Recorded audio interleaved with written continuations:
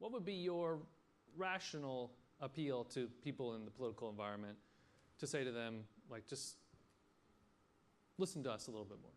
Well, I think the point is that you have tremendous knowledge, experience, and capabilities in these companies to help economies grow. And if you agree that we have the right amount of capital, liquidity, and the activities and everything are right, then we ought to be sitting there saying, how can we actually cause economic activity? We're making more small business loans than we've ever made, but it doesn't appear to be enough.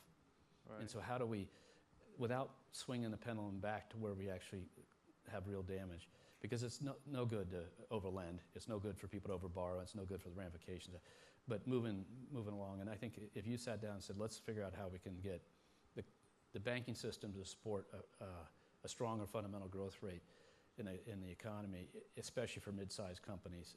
I think that's the... Right. What would be the one or two things that you recommend for that goal? Well, I think most of what I recommend is not for the banking system. It's actually for the companies. We have to have certainty to tax policy. We have to have certainty to immigration, because the American population needs to be growing in order for our economy to grow in the U.S. And we need certainty in tax policy and trade and all this stuff. And right now you just have tremendous uncertainty. So as these CFOs would be, and as my CFO, Paul Benoffer, is, at the end of the day, you're trying to, if I say model out this investment, and I ask you to give me 5 years, 7 years, 10 years, or whatever period of time, it is hard to figure out what the world will look like.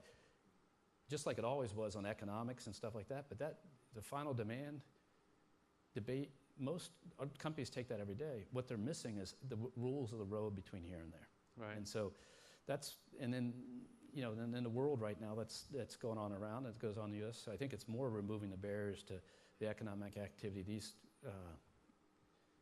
CFOs represent, and less about doing something in the banking industry, and then we can be there to support it. Okay.